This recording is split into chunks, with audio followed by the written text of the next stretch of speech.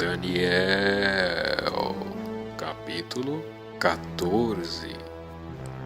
O rei Astíages reuniu-se a seus pais e Ciro, o persa, tomou posse do seu reino.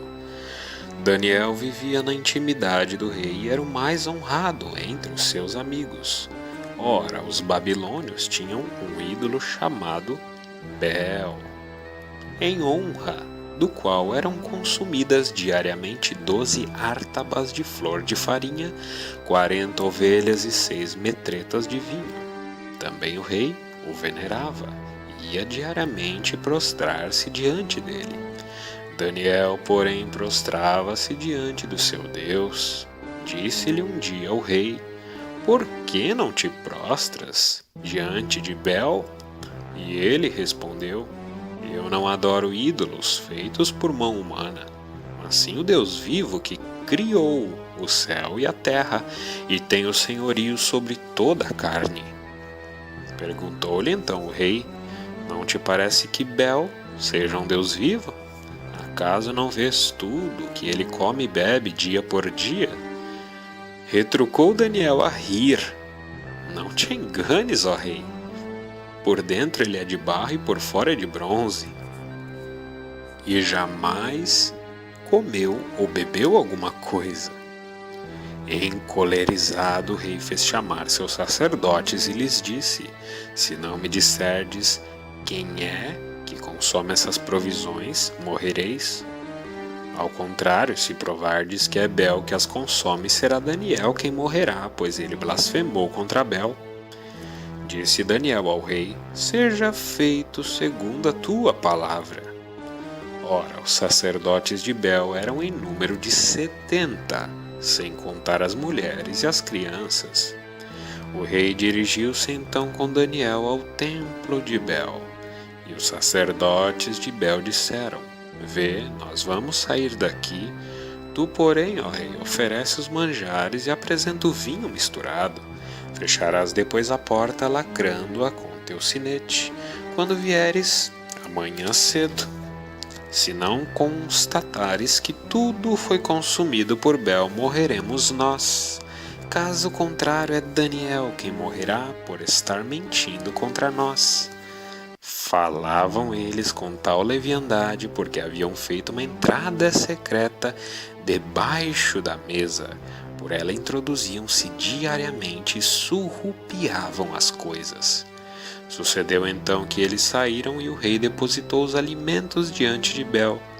Daniel ordenou então a seus servos que trouxessem cinza e salpicassem com ela todo o santuário, tendo só o rei por testemunha. Depois saíram, fecharam a porta à chave e lacraram-na com o sinete do rei e retiraram-se. Os sacerdotes vieram durante a noite, segundo o seu costume, eles com suas mulheres e filhos, e comeram e beberam tudo. O rei levantou-se muito cedo, e Daniel com ele. E o rei perguntou: "Estão intactos os sinetes, Daniel?" E este respondeu: "Intactos, ó rei." Ora, tendo lançado um olhar sobre a mesa, logo que abriram as portas, o rei prorrompeu num clamor em alta voz: "Tu és grande, ó Bel, e não há em ti engano, nem sequer um só." Daniel, porém, sorriu, e detendo o rei para que não entrasse mais para dentro, falou: "Olha, pois, o pavimento e reconhece de quem são estas pegadas."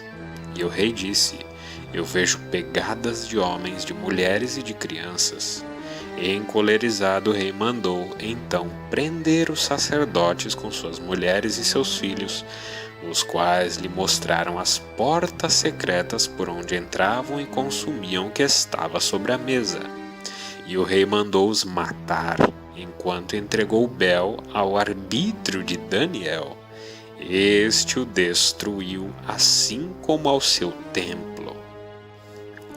Havia também uma grande serpente que os babilônios veneravam, e o rei disse a Daniel: "Acaso irás dizer que também esta é de bronze? Olha, ela vive, come, bebe. Tu não dirás que esta não é um Deus vivo? Portanto, adora-a." Mas Daniel respondeu: é ao Senhor meu Deus que adorarei, porque Ele é o Deus vivo. Tu, porém, ó rei, dá-me a licença, e eu matarei a serpente sem espada nem bastão. E o rei lhe disse: concedo-te a licença. Daniel tomou pez, gordura e pelos, e cozinhou tudo junto. Depois fez uma espécie de bolos e atirou-os à boca da serpente, e a serpente, tendo-os engolido, estourou. Então Daniel pôs-se a clamar: vede o que adorais? Quando os babilônios souberam disso, ficaram extremamente indignados e revoltaram-se contra o rei, dizendo: o rei se tornou judeu, Bel, ele o deixou destruir, a serpente deixou que a matassem, e os sacerdotes mandou-os trucidar. Dirigiram-se então ao rei e disseram-lhe: entrega-nos Daniel, senão mataremos a ti e a tua família. O rei viu que o pressionavam gravemente e, cedendo à necessidade, entregou-lhes Daniel. Eles o atiraram na cova dos leões, onde esteve durante 6 dias.